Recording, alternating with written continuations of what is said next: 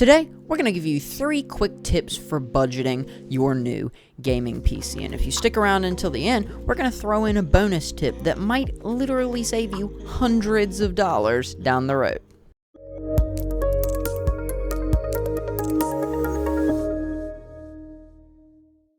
Howdy, my name is Timmy, here with Sirius Power PC.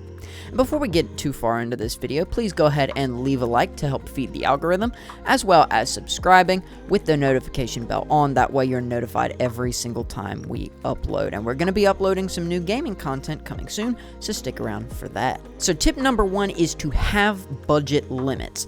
Generally, we like to advise you have 2 budgets when it comes to building your PC, or 2 budget numbers. So the first number is your preferred budget. So this is what you would ideally like to spend on a PC. For this example, we'll say you have a preferred budget of $1,000, right? Just because that makes the numbers pretty easy.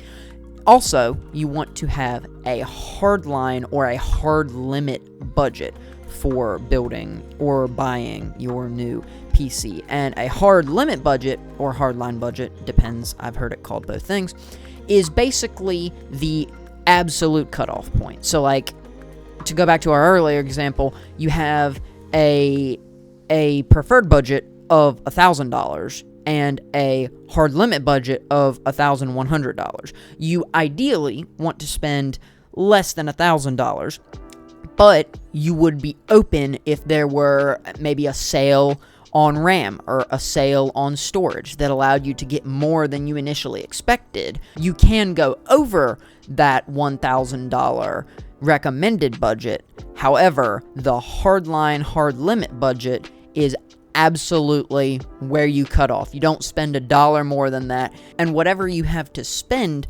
on said computer is what you set that hard limit budget to.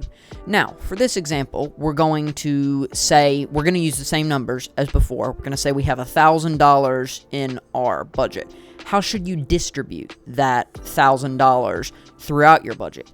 We, for a gaming PC at least, would recommend that you spend 40% of your budget on the graphics cards. That'd be $400 in this case. We recommend you spend 20% on your CPU, which is $200 in this case. We recommend spending 12% on your motherboard, $120, 8% on your RAM, $80. With your power supply, you want to spend around 6% of your budget, so $60 to $80, $80 if you need a little bit more wattage. I know that does go over $1,000, but that's yet another perfect example of why that hard limit budget is a good idea to have in place. For storage, you want to go for about 8%, so $60 to $80 spent on different kinds of storage if you want. And on your case, you want to spend around 6%. So again, $60 to $80 depending on various circumstances. Tip number 2 is going to be utilizing online tools. There are so many tools out there. One that I really like using that I found recently is howmanyfps.com. This tool allows you to plug in parts that you expect to have in your machine, and then select games, select settings or game modes in that game, and test to see how many FPS, it's in the name of the website, to test and see how many FPS that particular machine will get in that game. And this is really, really useful because without even having to buy parts, you can see FPS values for different games.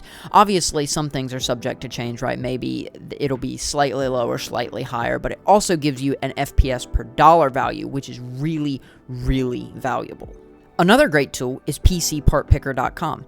This thing has saved my tail on a couple occasions in different ways. So it allows you to track your parts. It allows you to find the best places to buy your parts. It allows you to track wattage for your power supply, which is so important. I used to very, very much stress when I would build computers. I was like, do I have enough wattage for this thing? But I would just go put the parts in on PCPartPicker.com and figure out exactly how much wattage there was. So that is another great online tool that's free, might I add. Both of these tools, HowManyFPS.com and PC Part Picker, are completely free, so utilize them, take advantage of them. We also have the PC Builder tool on our website at SiriusPowerPC.com if you want to check that out. We make sure that you get parts that work with one another, and we also have a new option to where you can order the parts as a build kit, so we will just ship the parts to you and you can build it yourself. In addition to all of these tools,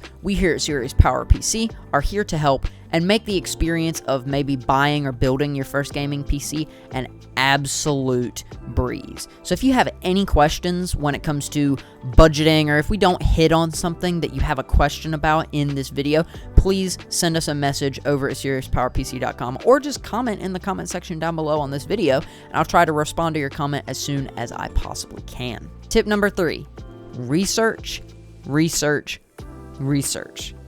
The internet's terrible for a lot of things, but dadgummit, it's really, really good when it comes to PC building information and knowledge. So I would go to public knowledge sites like Reddit, Quora, watch a lot of YouTube videos, ask friends. If you have friends that have built or bought PCs, ask them, well, how does your PC perform? What do you think of it? What did you pay for it? If they're willing to tell you what they paid for it, obviously. I know me personally, I spent probably 30 hours literally just watching YouTube videos. So I had a price that I was willing to pay. I had a hard limit and I had a preferred budget, both of those. I had both of those written down, and I asked a local tech professional what he thought, and I watched at least over 30 hours of YouTube videos, and I went to sites like Reddit. I don't even think I knew what Quora was at the time, but I did a lot of research and was able to find what I think is the best option in my budget, or it was at the time. It's obviously not anymore, but it was at the time the best option for me and the best option for my budget, so I went for it. Now, it's finally time for the bonus tip, and that is future-proofing. Your PC could be very, very hard to support in the upcoming years if you go with technologies that are being replaced or are already older. So it may cause you to spend a tiny bit more now, but that's money down the road that you're not going to have to spend. An example, Intel, when the 15th generation CPUs from Intel come out probably later this year, most likely. The 14th generation, the LGA 1700 socket, you're just out of luck. You can't put a 15th generation Intel CPU into an older socket type, and the LGA 1700 socket is at the end of its lifespan.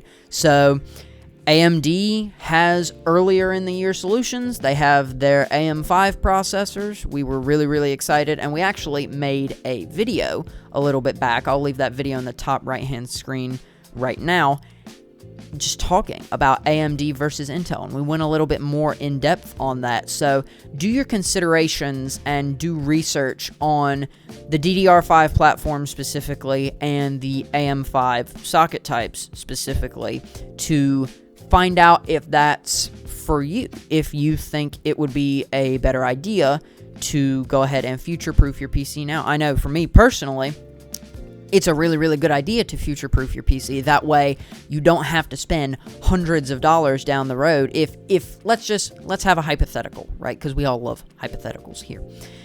14th generation CPU, Intel CPU. I feel like I should clarify that. The new 15th generation comes out, and you want to upgrade to the 15th generation. Well, you can't just upgrade. You're going to have to buy a new motherboard.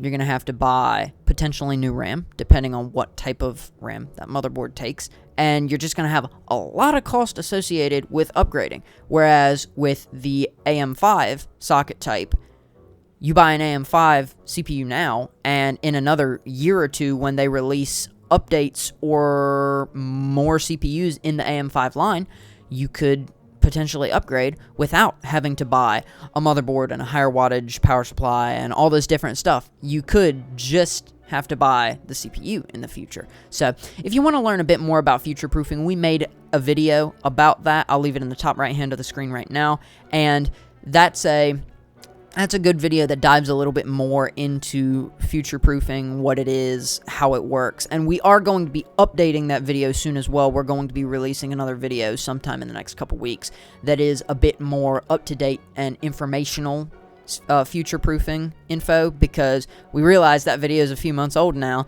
and in a rapidly advancing industry, videos made a few months ago may not necessarily transfer to now. So that's just a quick little side note that you can go watch that video if you want. I'll also leave it in the description down below.